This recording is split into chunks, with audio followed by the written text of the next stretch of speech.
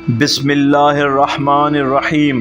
علی بن یقطین نے ایک مرتبہ امام ابو الحسن موسیٰ بن جعفر علیہ السلام سے دریافت کیا کہ کیا نبی خدا کا بخیل ہونا جائز ہے؟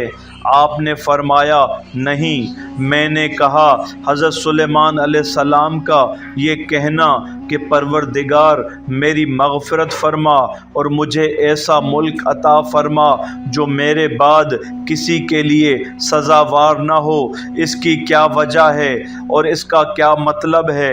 آپ علیہ السلام نے فرمایا سنو، ملک دو قسم کے ہوتے ہیں، ایک وہ ملک جو غلبہ، ظلم و جور اور لوگوں کو مجبور کر کے حاصل کیا جائے، اور دوسرا ملک وہ جو اللہ تعالیٰ کی طرف سے عطا ہو، جیسے ملک آل ابراہیم، ملک طالوت و ملک ذوالقرنین وغیرہ۔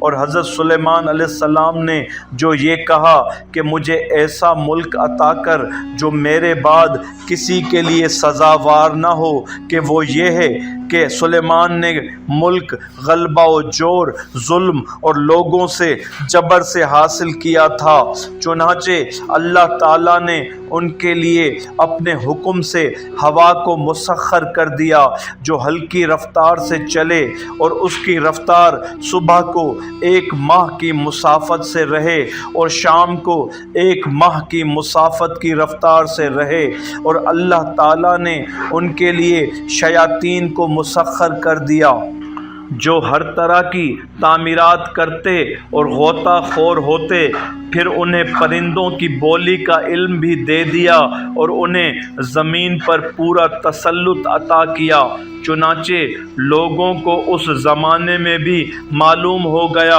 اور بعد والوں کو بھی معلوم ہو گیا کہ حضرت سلیمان کا ملک ان لوگوں کے ملک کے مشابہ نہیں جن کو لوگوں نے مالک و مختار بنایا ہے، یا وہ خود غلبہ اور ظلم و جور سے مالک و مختار بن بیٹھے۔ علی بن یقطین کہتا ہے پھر میں نے عرض کیا مگر رسول اللہ صلی اللہ علیہ وآلہ وسلم نے تو فرمایا ہے کہ اللہ تعالیٰ میرے بھائی سلیمان پر رحم فرمائے، وہ کتنے بخیل ہو گئے تھے۔ امام موسیٰ بن جعفر علیہ السلام نے فرمایا حضرت صلی اللہ علیہ وآلہ وسلم کے ارشاد کی 2 صورتیں ہیں، ایک تو یہ کہ وہ اپنی عزت دینے اور لوگوں کو اپنی بدگوئی کا موقع دینے میں کس قدر بخیل تھے، اور دوسری صورت کہ وہ بخیل نہ تھے جیسے جاہل لوگ سمجھتے ہیں۔ پھر امام موسیٰ کاظم علیہ السلام نے فرمایا اور اللہ کی قسم ہم لوگوں کو سب کچھ دیا گیا جو نہ حضرت سلیمان علیہ السلام کو دیا گیا، اور نہ عالمین میں انبیاء علیہ السلام میں سے کسی ایک کو دیا گیا، چنانچہ اللہ تعالیٰ حضرت ابراہیم، حضرت سلیمان علیہ السلام کے قصے میں فرماتا ہے یہ ہماری بخشش ہے، پس تو احسان کر یا روک رکھ بغیر حساب کے۔ سورہ صاد آیت نمبر 39۔ اور حضرت محمد صلی اللہ علیہ وآلہ وسلم کے لیے ارشاد ہے کہ ما آتاکم الرسول فخذوہ وما نہاکم عنہ فانتہوا، جو کچھ رسول تم کو دیں وہ لے لو اور جس سے منع کریں رک جاؤ۔ سورہ حشر آیت نمبر 7۔ امام جعفر صادق علیہ السلام قول خدا فتبسم ضاحکا من قولہا، پس وہ سلیمان اس کی بات پر مسکرایا۔ سورہ نمل آیت نمبر 19 کے متعلق جب چیونٹی نے کہا اے چیونٹیوں اپنے سوراخ میں گھس جاؤ، کہیں ایسا نہ ہو کہ سلیمان اور ان کا لشکر تم لوگوں کو روند ڈالے، اور ہوا ان کو اٹھائے ہوئے تھی۔ یہ سن کر حضرت سلیمان ٹھہر گئے اور حکم دیا کہ اس چیونٹی کو میرے پاس لاؤ۔ وہ چیونٹی آ گئی تو حضرت سلیمان علیہ السلام نے اس سے کہا، اے چیونٹی، تجھے کیا علم نہیں کہ میں نبی ہوں اور کسی پر ظلم نہیں کرتا؟